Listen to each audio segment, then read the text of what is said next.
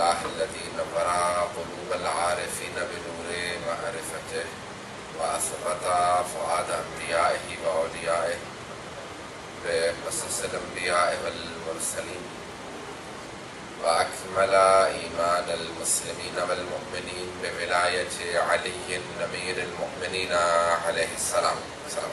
اللهم صل على محمد وآل محمد. والصلاة والسلام والتحية والإكرام على أفضل الموجودات العبد المؤيد والرسول المسدد المصطفى الأمجد المحمود الأحمد أعني بالقاسم محمد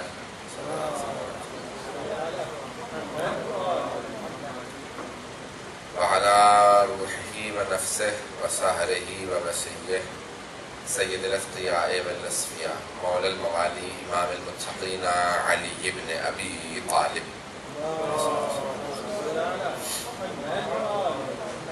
وعلى أوصيائه لا سيما بقية الله في الأرضين روحي وأرواح العالمين لتراب مقدمه الفداء واللعنة الدائمة على أعدائهم أجمعين من الآن إلى قيام يوم الدين.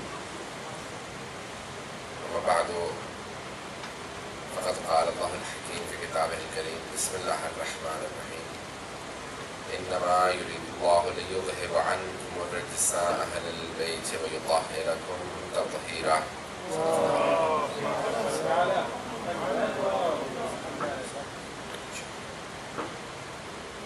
سب کو ماہ مبارک رجب اور ولادت حضرت امام محمد باقر علیہ السلام مبارک. اول رجب ہے اور ایک ایسا مہینہ ہے کہ جس کے فضائل بہت زیادہ ہیں، جس میں عبادت ماہ رمضان کے بعد سب سے افضل مہینہ ہے. ماہ رمضان میں بھی جنگ ہوتی تھی، کی جا سکتی تھی، لیکن ماہ رجب حرام مہینوں میں سے ہے، باحرمت مہینوں میں سے، ان 4 مہینوں میں سے ہے جن میں جنگ حرام ہے. اور کل کی رات جو ہے جو آنے والی ہے وہ لیلۃ الرغائب ہے. ماہ رمضان کی پہلی شب جمعہ جو ہے وہ لیلۃ الرغائب ہے. بہرحال بہت سے اعمال ہیں، عمل دعوت ہے. اس مہینے میں روزہ اور اس کے فضائل بے انتہا زیادہ ہے. اس مہینے میں صدقہ نکالنا بہت بڑی عبادت ہے. اس مہینے کے بہت فضائل ہیں اور اس کی پہلی تاریخ کو ولادت ہے امام محمد باقر علیہ السلام.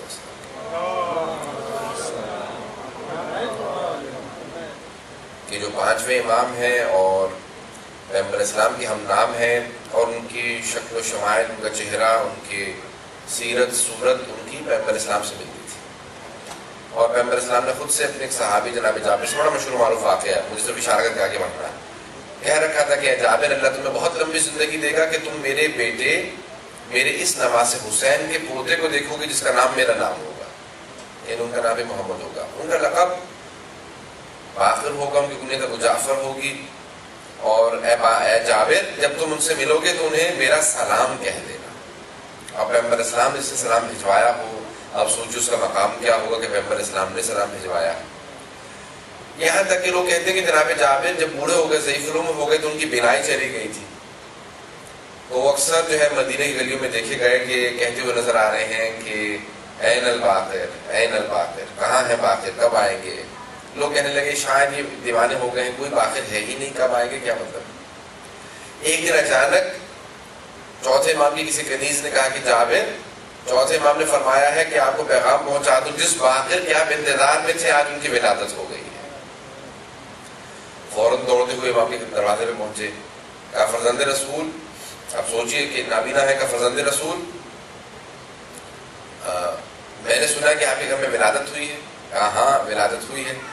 کہا کہ میرے بچے کو جلدی سے غسل دے دیجئے اور پاک کر کے میرے پاس لے کے آئیے. کہا جابر تو پاک کرنا سکھائے گا جو آیت تطہیر کا مصداق ہو، جو خود آیت تطہیر کا مصداق ہو، کیا تو اسے بتائے گا کیسے پاک ہو جاتا ہے؟ یہ بیکی سے بچے کو پاک کرتے ہیں. یہ پاک و پاکیزہ آئے ہیں اس دنیا کے اندر، انہیں پاک کرنے کی ضرورت نہیں ہے، یہ دنیا کو پاک کرنے کے لیے آئے.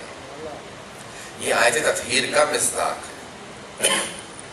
فوراً بچے کو دیا تو فوراً جناب جابر نے کہا کہ اے فرزند رسول سلام ہو آپ پر میری طرف سے اور آپ کے جد رسول خدا کی طرف سے. تو فوراً امام نے جواب دیا، کہا کہ سلام ہو میرے جد رسول خدا پہ، سلام ہو میرے جد علی مرتضیٰ پہ، سلام ہو. اب آپ نے ایک مرتبہ سب کے نام لینا شروع کیے اور کہا کہ جابر آپ پہ بھی سلام ہو. کہا کہ فرزند رسول یہ بچہ بول رہا ہے یا کوئی اور بول رہا ہے؟ تو امام نے فرمایا کہ ہاں جابر میں نے بھی بتایا نا یہ بچہ عام بچہ نہیں ہے، یہ آیت تطہیر کا مصداق ہے، یہ تمام چیزوں سے آلائشوں سے پاک ہے، دنیا کی ہر کمی سے ڈیفیشنسی سے پاک ہے، اس کے اندر سارے کمالات پرفیکشنز پائی جاتی ہیں، یہ پرفیکشنز کا بچہ حامل ہے، he contains all the perfections، اس کے اندر کوئی کمی نہیں ہے۔ جس طرح سے جناب عیسیٰ کے حوالے میں قرآن میں لکھا ہے کہ بول رہے تھے، جناب امیر المومنین کے حوالے میں ہاتھوں پہ رسول خدا کے بول رہے تھے، اسی طرح سے یہ انہی کے ہیں، اولنا محمد، اوسطنا محمد، آخرنا محمد، کلنا محمد، ان کا پہلا بھی محمد ہے، درمیانہ بھی محمد ہے، آخری بھی محمد ہے، یہ سب کے سب محمد ہیں۔ تو کہا کہ کبھی شک نہ کرنا۔ ابھی بہترین انداز سے پیش کر رہے تھے مولانا، اور اس کے اندر جملہ انہوں نے کہا علم امام پہ پیش کیا، میں بھی اس کو بات کو آگے بڑھانا چاہتا ہوں، بہت اچھی طرح سے ماشاءاللہ سے انہوں نے پیش کیا ہے۔ تو یہاں تک کہ پانچویں امام سے پوچھا کہ حق الیقین میں بھی ہے، اصول کافی میں بھی روایت ہے، بحار الانوار میں بھی ہے، اور بہت سی کتابوں میں روایت موجود ہے۔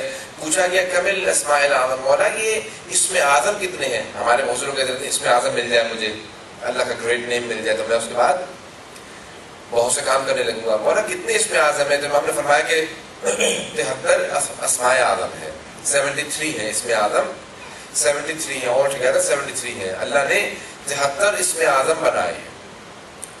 آگے مولا کس کے پاس کتنے ہیں؟ کہا ہر نبی کے پاس کم از کم ایک ضرور ہوتا ہے، اسی سے وہ معجزات دکھاتے ہیں۔ مجھے آج کل سے کافی سخت فلو اور کافی میری طبیعت خراب ہے، میں جتنا ہو سکتا ہے پیش کر رہا ہوں آپ کے سامنے۔ تو کہا کہ فرزند رسول کتنے؟ کہا ہر نبی کے پاس کم از کم ایک اسم اعظم ضرور ہے جس سے وہ معجزات دکھاتے ہیں۔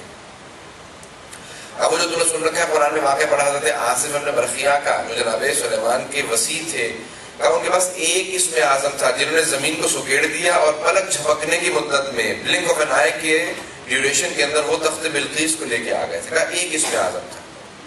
کہا وہ جو جناب عیسیٰ مردوں کو زندہ کر دیا کرتے تھے ان کے پاس 2 اسم اعظم تھے۔ کہا جناب موسیٰ کے پاس 4 اسم اعظم تھے، جناب ابراہیم کے پاس 8 اسم اعظم تھے، جناب نوح کے پاس 14 اسم اعظم تھے، جناب آدم کے پاس 25 اسم اعظم تھے۔ اللہ نے کہا نا کہ وَعَلَّمَ آدَمَ الْأَسْمَاءَ كُلَّهَا، اللہ نے سارے اسماء اس کو سکھا دیا، 25 سے۔ کہ ہم اہل بیت کے پاس رسول اور ان کی آل کے پاس 73 میں سے 72 اسم اعظم، 73 میں سے 72 ہمارے پاس ہیں۔ کہ وہ جو ایک اسم اعظم ہمارے پاس نہیں ہے وہ اللہ نے فرق رکھا ہے کہ وہ خالق ہے، ہم مخلوق ہیں، اس نے وہ ایک ڈفرنس رکھا ہے، ہمارے پاس وہ ایک نہیں ہے۔ کہا لیکن سارے کے سارے اسماء اعظم کا مظہر ہمارے ہی ذات ہے، ہم ہی مظہر ہیں، ہے نا کہ مظہر العجائب جو ہے انہی کے اوپر ظہور کرتی ہر چیز، یہ سارے اسماء اعظم کا۔ کہا وہ جو ایک اسم اعظم ہمارے پاس نہیں ہے اس کا بھی مظہر ہم ہیں۔ یہ امام کا علم ہے۔ امام فرماتے ہیں کہ کوئی، یہاں تک ایک آدمی نے تعجب کیا، ابھی مولانا پیش کر رہے تھے کہ کتنی زبانیں جانتے تھے، 70 زبانوں میں جواب دیا۔ تو ایک آدمی نے کہا کہ مولانا یہ آپ سے کس زبان میں بات کر رہا تھا؟ مجھے سمجھ میں نہیں آ رہی تھی، یہ تو عربی نہیں تھی۔ امام نے کہا نہیں یہ عربی نہیں تھی۔ کہا پھر یہ آپ کو اس کی زبان کیسے آتی ہے؟ امام نے کہا تو تعجب کر رہا ہے اپنے امام کے علم پہ؟ کہا مولا کہاں سے سیکھی آپ نے، کب سیکھی؟ مجھے تو پتہ بھی نہیں تھا آپ کو اور زبانیں بھی آتی ہیں۔ امام نے کہا یہ کنکری ذرا دے۔ امام نے اپنی زبان پہ رکھی، اپنے منہ سے نکالی کہ اپنی زبان پہ رکھ لے۔ اس نے اپنی زبان پہ رکھی تو گننے لگا 1 2 3، بہت تیزی سے گننے لگا، 70 تک چلا گیا۔ اب بہت سے افراد کھڑے تھے، کہا کیا کر رہے ہو؟ کہا کہ ابھی جو مولا نے اپنی زبان پہ وہ جو سنگریزہ رکھا تھا نا، کنکری رکھی تھی، اس کے بعد امام کا لعاب دہن جب میں نے اپنی زبان پہ رکھا تو خود مجھے بھی 70 زبانیں ازبر ہو گئی۔ میں بھی ماسٹر کر چکا ہوں 70 لینگویجز کو، مجھ سے جو جس زبان میں بات کرنا 70 زبانوں میں بات کرنا چاہوں میں بات کر سکتا ہوں۔ امام کے لعاب دہن کا یہ اثر تھا، ان کا اپنا علم کیا ہوگا۔ تو کہا کہ ہم آیت تطہیر کا مصداق ہے، بہت پاک و پاکیزہ، یہ کائنات ہمارے لیے خلق کی گئی ہے۔ امام نے بہت سے معجزات دکھائے اور جتنے ماننے، دیکھیں حضرات جب آپ معجزات کی بات کرتے ہیں نا، بہت سے اور لوگ ہمارے ائمہ کے سچے معجزات ہیں اور وہ جھوٹی باتیں بنا کے لے آتے ہیں کہ ان کے بھی یہ تھا، ان کے پاس یہ تھا، ان کے پاس یہ تھا۔ توجہ ہے لوگوں کی؟ کون سی ایسی چیز ہے جو ہم کہیں کہ ہمارا دین صحیح ہے، ہمارے اماموں کے پاس یہ ہے جو کسی کے پاس نہیں ہے؟ بات واضح ہو رہی ہے؟ میں مثال کے طور پہ ہمارے ہیں کہ حضرت علیہ السلام نے خیبر کے در اکھاڑا تھا اور خیبر کی جنگ فتح کی تھی، تو ایک ہندو سے ایک صاحب کے مناظرہ ہو رہا تھا، انہوں نے کہا کہ یہ تو ہنومان جی پورا ہمالیہ اٹھا کے لے آئے تھے، اور جھوٹ ہے حالانکہ وہ، لیکن وہ حضرت امیر المومنین کا سچا واقعہ ہے۔ تو ان کا کون سی ایسی چیز ہے جو ہمارے پاس ہے جو کسی اور کے پاس نہیں ہے؟ انہوں نے کہا علوم اہل بیت ایسے ہیں جو کسی اور کے پاس نہیں ہے۔ علوم اہل بیت، معجزہ تو کوئی جھوٹا کر سکتا کسی کے متعلق، ہمارے ائمہ کا تو سب معجزات ہیں، سچے ہیں، ان کے جھوٹے ہیں، لیکن علم وہ نہیں دکھا سکتے. کسی کے پاس بھی قرآن کے بعد نہج البلاغہ نہیں ہے، صحیفہ سجادیہ نہیں ہے، احادیث کی کتابیں نہیں ہیں جو ہمارے ائمہ علیہ السلام.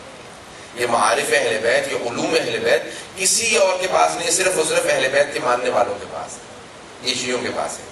کسی بھی مکتب میں چلے جائیے، اسلام میں، اسلام سے باہر کسی دین میں چلے جائیے، وہ جو علوم اہل بیت ہے وہ کسی اور جگہ نہیں ملیں گے. اور جب بھی علم کی بات آئے گی وہاں باقر العلوم کی بات ضرور آئے گی.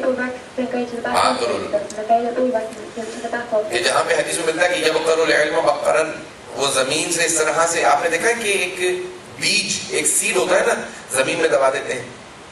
اللہ کہتا ہے کہ تم نے کبھی دیکھا کہ وہ ایک سیڈ، ایک بیج جب زمین میں لگتا ہے تو زمین، مٹی سخت ہوتی ہے، وہ مٹی کے سینے کو چاک کر کے وہاں سے بالکل باریک کومل ہوتی ہے. سبزی کتنی نرم ہوتی ہے، کہ زمین کا سینہ چاک کر کے وہاں سے باہر نکل آتا ہے اور درخت بن جاتا ہے. کبھی تم نے سوچا اس کو کس نے طاقت دی؟ اللہ کہتا ہے کہ میں ہوں جس نے برے انت سے ماں، جس نے ان بیج کو طاقت دی ہے کہ زمین کا سینہ چاک کر کے درخت بن جاتا ہے. اسے یہ جو زمین سے ایک بیج نکلتا ہے نا، زمین کا سینہ چاک کر کے اور درخت بن جاتا ہے، اسے کہا جاتا ہے باقر. یہ سینہ چاک کر کے نکلا ہے. یہ بقر العلم، باقر امام کا لقب ہے باقر العلوم. جس طرح سے وہ زمین کا سینہ چاک کر کے ایک چھوٹا سا بیج درخت نکال دیتا ہے، امام فرماتے ہیں امام کا لقب یہ باقر العلوم کہ وہ سارے علوم کو اسی طرح سے زمین سے دوبارہ پروان چڑھاتے ہیں جس طرح سے وہ بیج درخت بنتا ہے. وہ اپنا لقب ہے امام کا باقر العلوم. ہر امام کے لقب کے اوپر غور کیجئے کہ اس کا لقب کیا ہے.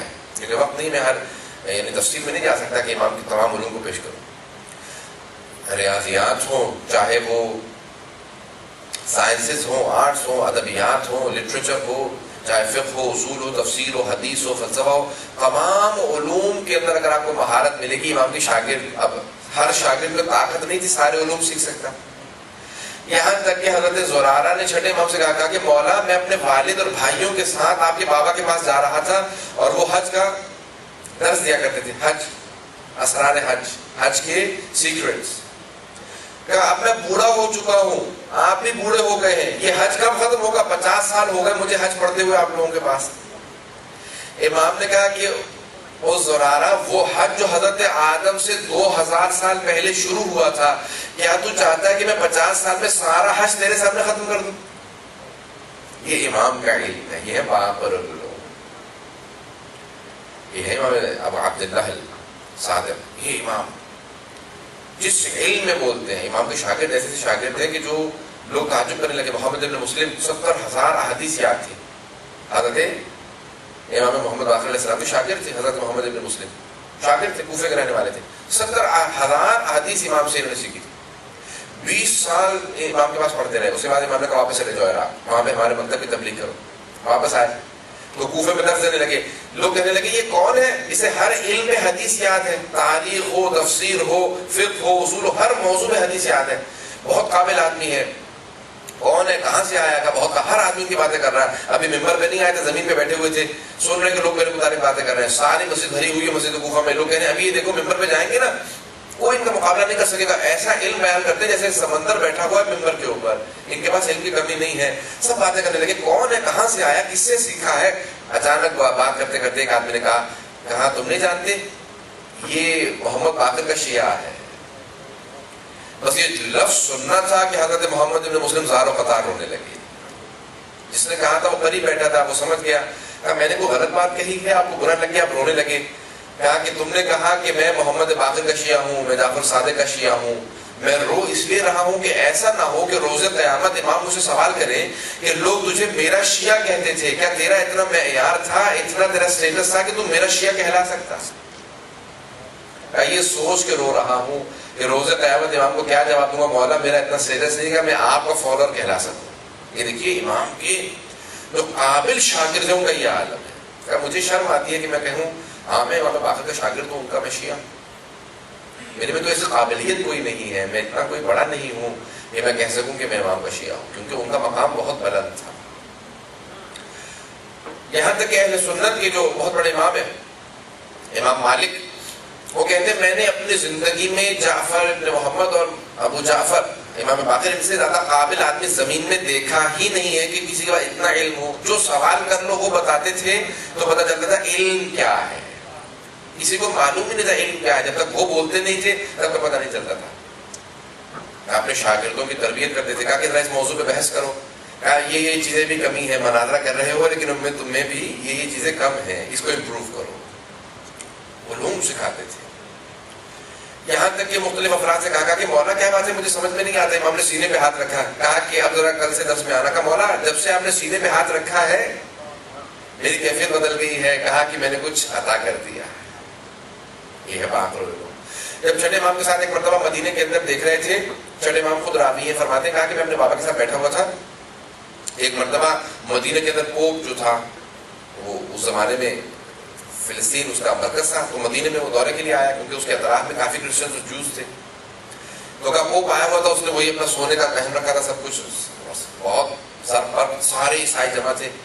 تو کہا میرے بابا نے کہا کہ یعنی امام باقر نے کہا، امام جعفر صادق علیہ السلام نے کہا، میرے بابا نے کہا کہ جعفر آؤ ہم دونوں بھی چلتے ہیں. کہا بابا چلیے.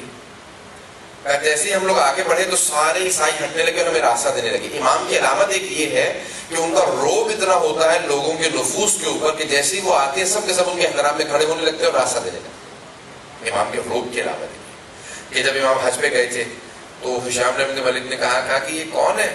میں جب حج کر رہا تھا سب کو پتا ہے میں بادشاہ ہوں، سب دھکے دے رہے تھے مجھے، تو میرا دم گھٹنے والا تھا، میں تو طواف چھوڑ کے آ گیا. بعد میں جب لوگ چلے جائیں گے پھر میں طواف کروں گا. لیکن یہ کون ہے؟ اس کے پاس نہ گارڈز ہیں، نہ اس کے پاس کوئی دھکے دینے والا ہے، نہ اس کے پاس کوئی حفاظت کرنے والا. لیکن جیسے ہی آیا پورا کا پورا مجمع چڑھنے لگا تو فرزدق نے کہا ھذا الذی یعرف بطحاء الحرم، یہ وہ ہے جسے مکہ بھی جانتا ہے، جسے حرم بھی جانتا ہے، جسے زمزم بھی جانتا ہے، جسے سارا کا سارا مکہ جانتا ہے کہ یہ فرزند رسول آ رہا ہے.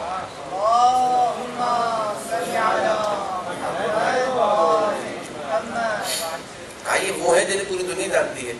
جب ایک مرتبہ عیسائی سارے جمع تھے، امام آنے لگے. جیسے ہی امام آنے لگے تو سارا مجمع چھٹنے لگا، اور جیسے ہی امام آگے آئے تو پوپ نے دیکھا، کہا کہ بھئی یہ عیسائی نہیں لگ رہے، دیکھنے میں کراس نہیں پہنا ہوا، کچھ چہرے ان کے جو ہیں بہت ہی پر ہے، بہت جلال ہے چہرے پہ ان کے. تو اس نے فوراً سوال کیا، کہا کہ کیا آپ ہمارے دین کے ماننے والے ہیں یا محمد کے دین کے ماننے والے ہیں؟ کہا ہم محمد کے دین کے ماننے والے صلی اللہ علیہ وسلم. کہا ہم رسول خدا کے دین کے ماننے والے. کہا آپ کیا اس امت کے علماء میں ہیں کہ جاہلوں میں ہیں؟ اب اس نے دیکھا نا، تو اس نے فوراً سوال کیا کہ آپ اس امت کے، امت محمدی کے آپ علماء میں ہیں یا جہلا میں ہیں؟ تو امام نے کہا میں جاہلوں میں نہیں ہوں. یہ نہیں کہا میں علماء میں ہوں، علم رکھنے والا ہوں، کہا میں جاہلوں میں نہیں ہوں. دیکھیں یہ تواضع انکسار امام علیہ السلام کی. تو اس نے کہا کہ ٹھیک ہے فرمائیے کیا بات ہے، آپ کیوں آئے ہیں؟ امام نے کہا میرے 3 سوال ہے، سوال کا جواب دو گے؟ تو اس نے کہا کہ میں آپ سے سوال کروں، آپ سوال کا جواب دیں گے؟ امام نے کہا ہاں جو سوال کرنا چاہو سوال کر سکتے ہو. اس نے کہا یہ بتائیے وہ کون سی سرزمین ہے جہاں ہمیں پوری تاریخ میں بس ایک مرتبہ سورج چمکا ہے؟ امام نے کہا وہ دریائے نیل کی تہ ہے.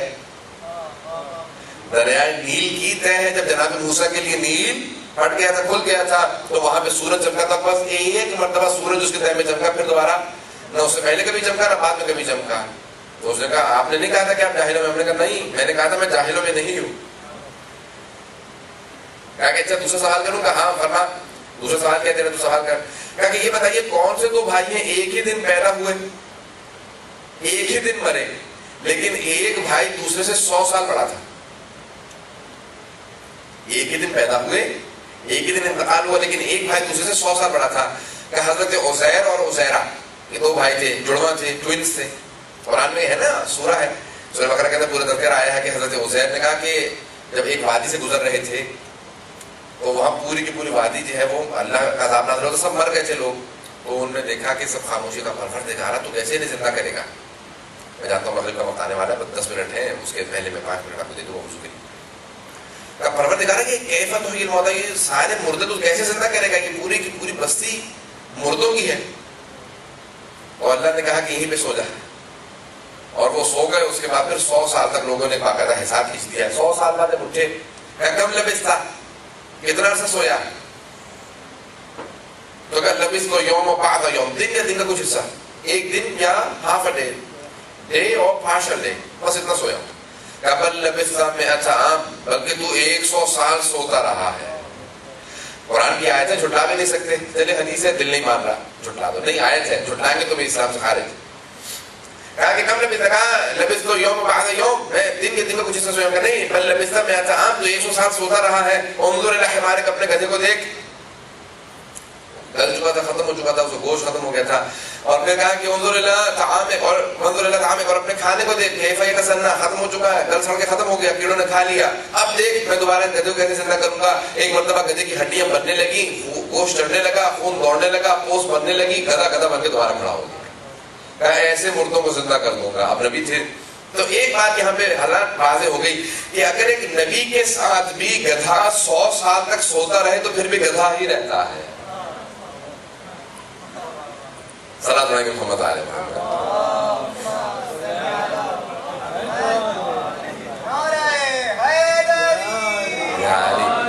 آپ نے غور کیا نا کہ اگر ایک نبی صلی اللہ علیہ وسلم کے ساتھ بھی اگر ہو, کہیں پہ بھی ہو, تو وہ ویسا ہی رہتا ہے جیسا ہو. اب 100 سال بعد اٹھا تو جناب پانچویں امام نے فوراً فرمایا, کہا کہ دیکھ وہ جناب عزیر سے جیسے اٹھے, اللہ نے کہا تو 100 سال تک سوتا رہا, گھر واپس جا. جیسے گھر پہنچے, جب 49 کے تھے, 49 سال کے تھے, جب سوئے تھے, جب اٹھے تو گھر آئے.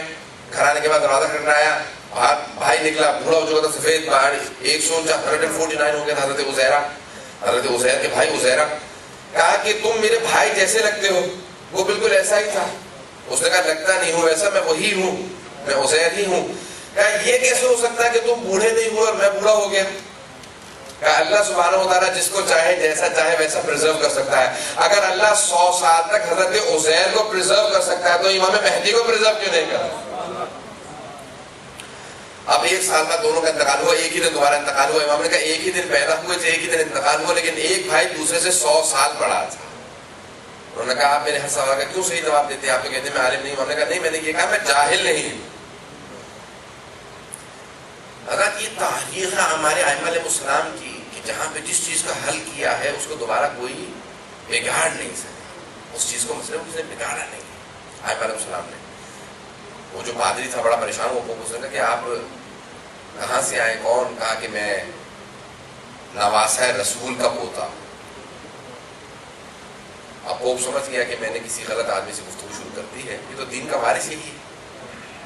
میں سمجھ رہا تھا میں کسی عام آدمی سے بات کر رہا ہوں, یہ تو دین کا وارث ہے جس سے میں بات کر رہا ہوں, اسلام کا وارث ہے. بس ایک مرتبہ اس عیسائی مجمع کے اندر امام نے خطاب کرنا شروع کیا اور سارے کے سارے, اس نے کہا کہ عیسائیوں کو یہاں سے بھگا دو کہ ایسا نہ ہو کہ اس کا خطاب سننے کے بعد سارے عیسائی اسی کے دین پہ چلے جائیں. آپ نے غور کیا ہمارے ائمہ علیہ السلام کا ایک خطبہ کنورٹ کرنے کے لیے کافی ہوتا تھا, پورے مجمع کو کنورٹ کر دے گا ایک خطبے سے. حالانکہ کیونکہ وقت نہیں ہے, میں صرف آخری پیش کروں گا, اس کو ختم کر دوں گا. تو 4 برس کے ہیں میدان کربلا میں, یہ ہم کو ولادت ہوئی ہے 57 ہجری میں, 3.5 سال کے ہیں کربلا کے اندر 10 محرم کو. اور کربلا کی اکثر روایات آپ نے پیش کی ہیں. تو اس کے بعد زندان کے حالات, اور اس کے بعد پھر امام نے اپنے والد کے سارے مسائل کو پیش کیا. والد کے ساتھ کربلا کے بعد 35 سال تک 95 ہجرہ تک رہے. اور اس کے بعد پھر آپ نے سارے مسائل, یہاں تک کسی نے سوال کیا امام سے کہ مولا جانوروں کی زبان بھی سمجھتے ہیں. ہاں امام نے کہا کہ لوگ کہتے ہیں کہ جب سید الشہداء گھوڑے سے گرے تھے نا, ذوالجناح سے گر گئے تھے, تو وہ امام کا طواف کر رہا تھا اور آوازیں بلند کر رہا تھا, کچھ کہہ رہا تھا. وہ کیا کہہ رہا تھا؟ تو امام نے کہا کہ وہ کہہ رہا تھا کہ فرزند رسول ایک مرتبہ ہمت کر کے میری پشت میں سوار ہو گئے, میں آپ کو اتنی دور لے جاؤں گا, پھر آپ کو کوئی نقصان نہیں پہنچا سکے. کہا کہ پھر وہ کہہ رہا تھا, کہا کہ وائے وہ اس امت میں جس نے اپنی ہی اسی امت نے اپنے ہی نبی کے نواسے کو ذبح کر دیا. کہا کہ وہ یہ کہہ رہا تھا. کہا کہ مولا اس کے بعد وہ کہاں گیا؟ کہا کہ اس کے بعد وہ خیمے میں آیا, اور خیمے میں آنے کے بعد اس نے جو مستورات تھی ان کو بتایا. کہا جب اس کی زین لٹکی ہوئی تھی, سیڈل جو ہے نا گھوڑے کی, وہ لٹکی ہوئی تھی. اس لٹکی ہوئی زین کو دیکھ کے بیوی نے اندازہ لگا لیا کہ مولا گر گئے. اس کی باگیں کٹی ہوئی تھی. اور اس سے پھر ایک مرتبہ میری پھپھی مخاطب ہوئی, کیونکہ امام خیمے میں تھے, جانتے تھے. جناب رقیہ بنت الحسین, جناب سکینہ, ہم لوگ ہندوستانی پاکستانی سکینہ بنت الحسین کہتے ہیں. جب ایران عرب میں جائیں گے, ایرانی اور عرب جو ہیں وہ رقیہ بنت الحسین کہتے ہیں, ہم لوگ سکینہ بنت الحسین کہتے ہیں. تو امام نے کہا کہ وہ 4 برس کی بچی نے ایک مرتبہ کہا کہ یا جواد حل سوقیا ابھی ماتا عطشانہ, اے ذوالجناح اے گھوڑے, جب تو خیمے سے گیا تھا نا میرے بابا کو لے کے, میرے بابا بہت پیاسے تھے, بس مجھے اتنا بتا دے میرے بابا کو پانی پلا دیا تھا, یہ پیاسا ذبح کر دیا ہے. اب یہ سارے کے سارے مکالمے امام نے بتائے ہیں, یہ جو مصائب پہنچے ہیں تو لوگ تعجب نہ کریں کہ کس نے بیان کی. یہ سارے پانچویں امام نے سب سے زیادہ جو کنٹریبیوشن ہے مصائب کے حوالے سے وہ پانچویں امام علیہ السلام کا. انہوں نے تفصیل سے سارے مصائب کی روایات بیان کی, زندان کے سارے مصائب, اسیروں کے مصائب, شہداء کے مصائب, یہ ساری روایات جو ہیں یہ تفصیل سے جو بیان کی ہیں یہ پانچویں امام علیہ السلام پہ, ہماری لاکھوں روح قربان اس امام پہ جس نے کربلا کو دوبارہ زندہ کیا. اور پھر امام نے جملہ کہا کہ جب میں اپنے بابا کو بھی غسل دے رہا تھا نا تو کہا کہ چھٹے امام نے کہا کہ 3 افراد غسل دیتے دیتے رونے لگے, جناب امیر المومنین اور 5ویں امام جو غسل دے رہے تھے. جب غسل دے رہے تھے تو غسل دیتے دیتے رونے لگے کیونکہ بابا کی پشت پہ نشان دیکھے تو کہا آج تک میرے بابا کی پشت پہ نشان باقی تھے. تو امام نے وہ ساری تفصیل بیان کی. اور پھر امام نے جب جا رہے تھے دنیا سے ایک وصیت کی, کہا ہے میرے بیٹے جب ہر سال حج پہ جایا کرنا نا تو مینا میں عزاداری ضرور کرا دیا کرنا. دیکھیں عزاداری کو ریوائو کرنا, کہاں حج پہ, کہاں پہ مینا میں, اسی لیے مینا میں مجلس کرنا سنت امام باقر علیہ السلام ہے. کہا ہر سال ضرور مجلس کیا کرنا, کہا کیونکہ پوری دنیا سے حاجی آئیں گے, وہاں عزاداری ہو جائے گی تو سب کو پیغام پہنچ جائے گا. کتنا 7 سال تک, کہا بیٹا میں بوجھ نہیں بنا رہا, یہ 7 سال کے پیسے دے کے جا رہا ہوں, ہر سال عزاداری کا پورا خرچہ ہے, 7 سال تک عزاداری کراتے رہنا. یعنی دیکھیے کہ امام نے کچھ ایسی سنتیں رائج کر دی جو آج تک باقی ہیں امام باقر علیہ السلام کی, اور علوم کو اس طرح سے پھیلایا. کیونکہ وقت تمام ہو چکا ہے, نماز کا وقت ہونے والا ہے. مجھے انہوں نے کہا تھا کہ 5 منٹ دے دیجیے گا تاکہ حضور کر سکیں. حضرت یہ ہے یکم رجب کو, اگر رجب کے مہینے کو 4 چاند لگائے ہیں تو وہ 5ویں امام علیہ السلام کی ولادت. ایک مرتبہ ایک امام کی آمد ہوئی اور یہ پورا کا پورا مہینہ باحرمت ہو گیا. اور امام کی بے انتہا فضائل ہے. پروردگارا تجھے واسطہ اس مہینے کا, تجھے واسطہ 5ویں امام کا, تجھے واسطہ یکم رجب کا. پروردگارا اب اس مہینے میں ہماری توبہ قبول فرما. پروردگارا یہ رجب ہی کا مہینہ ہوگا جس کے اندر 12ویں امام کے ظہور کی علامتیں آئیں. پروردگارا ہمیں 12ویں امام علیہ السلام کے ظہور دیکھنا نصیب فرما. ہمارے گنہگاروں کو امام زمانہ کی زیارت نصیب فرما. پروردگارا تجھے واسطہ اپنے حبیب کا, تجھے واسطہ 5ویں امام کا, پوری دنیا کے اندر ظلم و جور کے خاتمے کے لیے 12ویں امام کو تعجیل فرما. تمام مومنین کی حفاظت فرما. شیخ حیدر کرار کی حفاظت فرما. بحرین کے, پاکستان کے, عراق کے, افغانستان کے سب مومنین کی حفاظت فرما. پروردگارا جتنے فراد نے تمام سے دعا کی سب کی دعا کو مستجاب فرما. ہمیں عیدی عنایت فرما. ہمارے گناہ نے کبیرہ صغیرہ معاف فرما. پروردگارا ہم جتنے بھی یہاں پہ افراد ہیں جنہوں نے اہتمام کیا ان سب کی پروردگارا توفیقات میں اضافہ فرما. رزق و روزگار میں برکت عنایت فرما. اور جو مقروض ہونے فضلوں کا عطا فرما. ربنا تقبل منا انك انت السميع العليم بحق محمد وآله الطيبين الطاهرين المعصومين. صلوات.